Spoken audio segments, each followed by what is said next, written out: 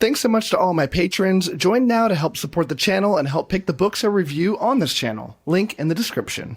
Hey everybody, Matt here from Matt's Fantasy Book Reviews, and today we're going to be going over my top 10 best books that I've read so far in 2024. Just like last year, I'm going to be releasing a version of this quarterly, and every quarter I will update on where things have changed in the rankings, what's got knocked off, what's new, but we got to start with our first list, which is right now.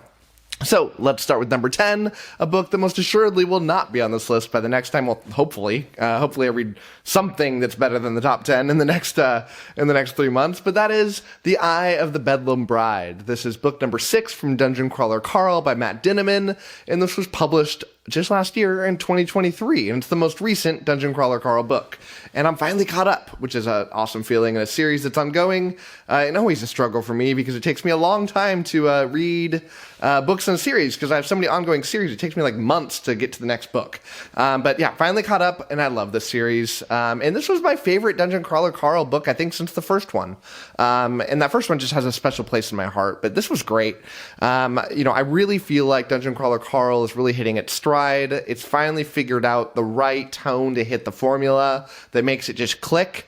It perfectly blends this humor with darkness, but it also is finally doing the thing that I was hoping it would do, which is to bring this wider plot of the universe into this story. It's not just about the dungeon now.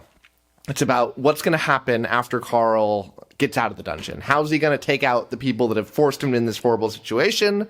Very, very, very fast recap, but the story is essentially this character Carl, who is having to fight through a dungeon on Earth to survive. Everyone on Earth, basically everybody, has to fight to go down this dungeon against each other and against beasts and try to team up and use magical equipment in video game style form. It's really fun stuff. Just perfectly fun, action-packed from start to finish, and it's one of the greatest audiobook narrations in the history of ever. So if you're going to do an audiobook, this is the perfect series to check out. Number 9 is Children of Time.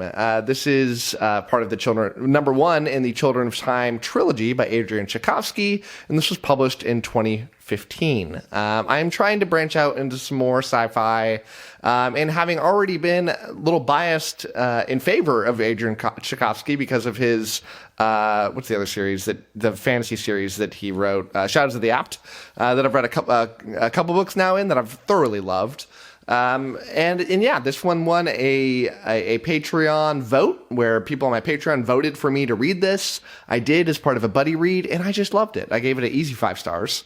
And it was just really, really intriguing. It tells this dual story, where both the stories are equally interesting, where on one part you have this ship that is traveling through time, basically, because they are continuing to be humanity's last hope, where there's like 1 million people that have been stuffed onto this ship as Earth is collapsing. And they're trying to start a new civilization for humankind on a new planet. And they have stalked different planets with the right, terraformed different planets, and they're going to one to try to land on it and successfully bring civilization to this new planet. And a lot of problems have happened. Namely, there was a problem because what's happened in this story is they are trying to have apes like terraform for them and get the planet ready. So they've put this super gene, this virus into these apes, put them down on the planet so they will quickly evolve and get smart to try to get the planet ready for them. But there was a problem when this happened, and the apes never got the virus. Spiders did instead. So you have these spiders that are evolving at an insanely fast pace that are taking over the entire planet. And it's caused a lot of problems for that planet as the humans are trying to get there. There's a lot of other very intriguing stuff going on, especially with the humans plot where they're going from planet to planet and jumping, thousands of years in between because they're going down on ice and trying to, continue their lives. awesome thought experiment stuff and really, really enjoyable. Number 8 is The Engineer. This is part of the Last Horizon series by Will White. It's number 2 in that series, and this was published this year in 2024. Will White, more popularly known for his series Cradle, which I also loved, which was like a 12-book series, maybe 13, and that finished up in 2023. And this is his new series. And I like it more than I liked Cradle, and I loved Cradle. I mean, this is a really, really fun series. You're going to hear that word a lot, but I love fun books. And that's what this is. This is action-packed. It's a really fun blend of fantasy and science fiction where, you've got these, you've got this ship, this magical, I forgot the name for it in the book, but it's like this super ship of a time long past that is like magical and famous, and came back. And so it's trying to recruit, the ship is trying to recruit a crew that is good enough to run the ship. And each book, it's kind of focused on a different member of the crew they're trying to recruit. This one, obviously, the engineer. Just so fun to watch this book where you're not having to like slowly progress in power, where everybody's coming to it is already insanely powerful. So it's like you're jumping to the boss fight right out of the gate of the video game. And it's fun and exciting, and I love the characters. And Will White is just a really funny guy, and the way that he blends this humor into his books is just really good. Awesome stuff. So before we jump into number 7, let's quickly talk about the sponsor of this video, which is a product that I actually use. So have you ever thought, why in the world is my wireless bill so dang high? What are you paying all that money for? Are you paying for speed, coverage, data, access to 5G, unlimited talk and mobile hotspots? Well, Mint Mobile, who I'm partnering with on this video, offers all of these features for as low as $15 per month. You read that right. $15 per month. That is not a gimmick. That's actually what it costs, because I pay that. They're built on the nation's largest 5G network and keep costs low because they sell direct to you online and cut out all the retail stores and the salespeople that other companies have to pay for. So why should you pay more than you should for the exact same network? Literally the exact same network. So go to trymintmobile.com/fantasybook, which is also linked in the description, to get premium wireless for $15 a month. And switching your plan will only take 15 minutes. I've switched my service, and my only complaint is that I didn't do it sooner and saved a ton of money for me and my family. Switching to Mint Mobile is super easy. Thanks to digital eSIM cards, which most phones now have, you can sign up and activate immediately from your phone from the comfort of your home. If your phone doesn't have an eSIM, Mint will ship you a new SIM card for free, so it's super fast and easy. Big Wireless wants you to think that they're the only option. Do not be duped. Go to trymintmobile.com/fantasybook, also linked in the description, and stop paying more than you have to for your phone plan. New customers can get any plan for just $15 a month when they purchase 3 months or more, and this includes the unlimited plan, which is normally $30 per month. All right, now let's get back to the list. And next up is number 7, and that is A Little Hatred. This is the first book in the 𝐭𝐲 of Madness by Joe Abercrombie, and this was published in 2019. Now, I know some people are like, wait, Matt, you already read this. Yeah, I'm not like other booktubers. I'm putting books on this list, whether I've read them before or not, because I read it again this year. And this is my list for books that I've read this year, and I read this book this year, so I'm including it, dang it. But yeah, I love this stuff. The 𝐭𝐲 of Madness is possibly better than the First Law trilogy, in my opinion, in my humble opinion. I know that might not be the most popular opinion. The First Law is broken up into a trilogy, 3 standalone not novellas, 3 standalone books, and then this other trilogy, the 𝐭𝐲 of Madness. I'm in the middle of reading the second book in the 𝐭𝐲 of Madness right now, and spoiler alert, I think I like it more than I like A Little Hatred, but it's just awesome. I mean, everything Joe Abercrombie touches is gold. Except for his YA books that he wrote, which I don't still understand why a grimdark author would go down that path, but what do I know? But yeah, he's just such a brilliant writer. I mean, he could write about anything, and I would gobble it up because, while I do enjoy the plot, it's the characters, and it's the way that he writes. It's this constant dark humor that he's blending through this. It's the ingenious turns of phrase that he uses. It's the constant twists and turns and keeping you on your toes, and it like takes the breath out of you. It's so exciting. I loved learning about these new characters again, meeting them again. Love the ingenious way that he's brought the next generation of people to this book, where this book is basically the characters from the first series, their children, and it's their time to try to see what they can do in the country of Adjua. It's awesome. And if you've read the First Law trilogy and you're like, yeah, I don't want to keep going, the follow-up sequels are never as good. Yeah, you're missing out, and you got to go check this out. All right, number 6 is Homeland. This is the first book in the Legend of Drizzt series, and this is by R.A. Salvatore, published in 1990, way back in 1990. That doesn't feel like very long ago for me, but apparently it was a really long time ago, so it shows how old I am. And I can't believe how good this was. I had a lot of bias against this, where I thought I would not enjoy it very much. I was not super thrilled to be reading it. And it just blew me out of the water. I mean, it tells this amazing story set in this Dungeons & Dragons world. Not a Dungeons & Dragons-esque world. It's literally a story within the Forgotten Realms of Dungeons & Dragons. In this story, it's telling the story of the Dark Elves and kind of their backstory, and focused on this character Drizzt, who is a son of one of the ruling families there, that is not evil like the other ones. He kind of sees things with a much more compassionate point of view, but he also is insanely powerful and kind of better than everybody else. And it's this really fun, action-packed story, that kind of his origin story. And clearly, it's this prequel to the rest of the series, because by the end of the story, you can tell that it's just the beginning. And he's going off now to do his own thing. But just the world building this was magical. I mean, it truly, truly was world class. My whole brain was in this world and wrapped up in the culture and politics, that just the backstabbing, and the story itself was wonderful. The characterization was wonderful. Everything about this was great.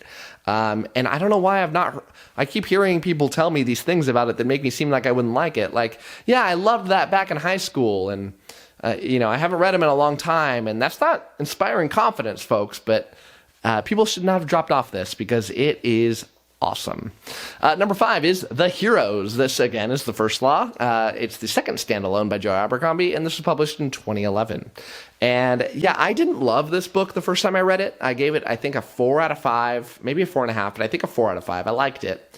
Had a lot of problems with it, but ultimately I think I think listening to it on audiobook the first time took away some, because it didn't focus enough. This one does take a lot of focus, because it tells the story of a 3-day-long battle, and you really have to visualize where on the battlefield everything is, and remember more about what's going on, and you can't turn off your brain. You got to focus. Now, since I knew that about myself, I really did a lot of intention on focusing on this story and taking breaks, looking up maps, really honing in, and I loved it. Honestly, it might be my favorite First Law book. At least, I have 2 more to go in my reread, but out of the ones that I've read again, I think this might be my favorite. It has everything that you'd love. It's got these new characters that you get introduced to, this tight story where everything is happening around each other, where all of these characters are intertwining with each other. Nobody's going off and doing any of their adventures. We're all in this together. And it's got some of my favorite characters from the entire series show up in this one. Just truly awesome. And yeah, I can't get enough First Law, but yeah, this one rocks. Number 4 is a book that totally caught me unawares, and that is Son of the Black Sword. This is the first book in the Saga of the Forgotten Warrior series by Larry Correia, published in 2015. This is one of those books that I spun on my raffle wheel and my Patreon, and it landed, and I went, oh no. Because I've never heard of this book, never heard of this author. It's like, what are we doing here? The cover sucked. And I opened the book, and within a few pages, I couldn't stop reading. And I flew through it. It's got a very complicated, not in a hard to understand way, but in a very in-depth way, this world building that tells us very unique way of this world in a story that I've never heard anything even close to about before. The main point of view we get here is this character who has a very intriguing, mysterious past that you're uncovering as the story goes along. You feel so connected to this character. It's this dark, gritty world. Love the writing of Correia here. Cannot wait to keep going in the series. Can't wait to evangelize this series, because I don't feel like very many people are talking about this thing, and they should, because Correia deserves all the credit in the world for creating this incredible world, an action-packed story that doesn't let you go once it starts up, and just keeps you thinking about it for a really long time. So speaking of books from my Patreon raffle wheel, Empire of the Damned is next. Now, Empire of the Damned, I read willfully on my own, but the first book in the series got me into it because it was a Patreon raffle pick, and that was Empire of the Vampire.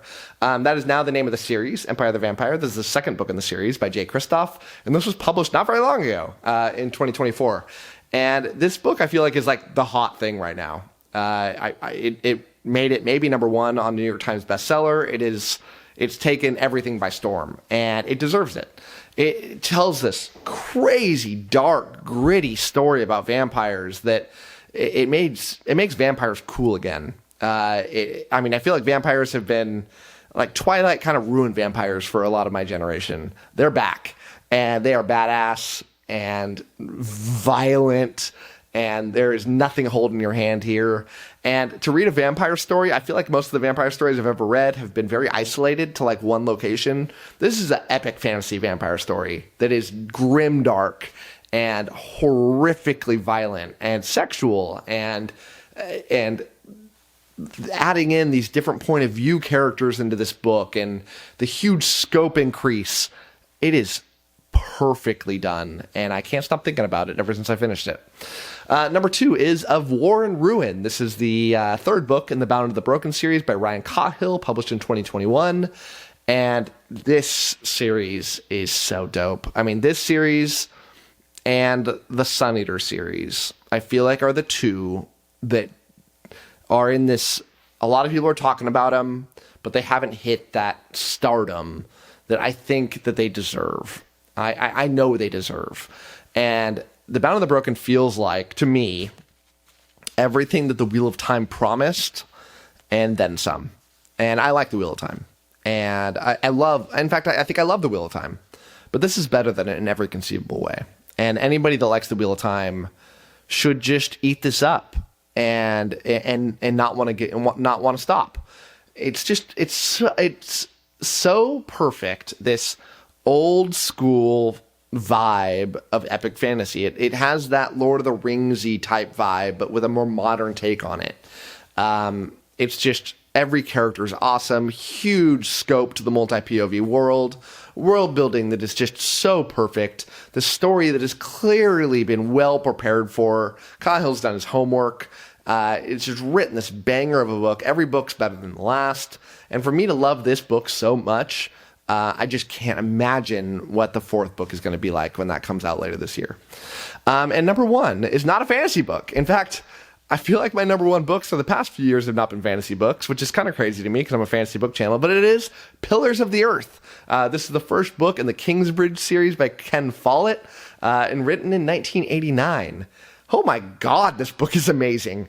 I get why it's so popular. I mean, it feels like any fantasy fan would like it because it's got all of those medieval style vibes to it that you would feel like it's a fantasy book. Like if there's a dragon in this book, it would feel just at home with everything that we've read. But there are no dragons. It is a historical fiction about this church being built. And that sounds boring. And when I heard this book pitched to me, it sounded really boring. But it is action-packed. The twists, the turns, the betrayals. It's got, in my opinion, the greatest villain in any story I've ever read. Just so wonderful. I mean, this way that Follett brings you in these highs and lows and a continual ebb and flow from the start to the finish, pulls on your heartstrings, makes you root for some of the characters from the bottom of your heart. Everybody's flawed in different ways. It tells this amazing, amazing story that just gets your mind churning. I can't wait to read more from the 𝐂𝐮𝐥 series, although I'm a little worried since I know that almost everybody says this is the best one in the series. But I'm going to keep going because if it's even half as good as this one, I'll be disappointed because my expectations are high. But I'm trying to have lower expectations because, God, honestly, a book half as good would be stellar. That tells you how good this one is. So that is it for me. Thank you so much for watching this video. Stay tuned. Well, I hope you watch more of my videos between now and 3 months from now.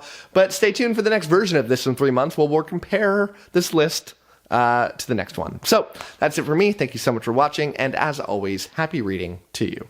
Thanks again to all of my patrons, with a special shout out to my Ascendant tier and Librarian tier patrons: Anna G, CJ, Doust, Darren, Gil, Gregory, JD, Jonathan, Nathan T, Nev's Book Channel, 𝗏𝗏𝗏, Ron Reich, Russell, Ryan L, Sydney Baker, Tay C, Tahir, Tommy, Zion, Anna, Andra, Blair, Brock, Evan, Joe UK, Kat Mick, Michael Sugarman, Philippe, Sky, and Wacky. Thanks for sticking to the end of this video, and if you want to watch some more content from my channel, click over here and I've got some good videos for you. Thanks so much.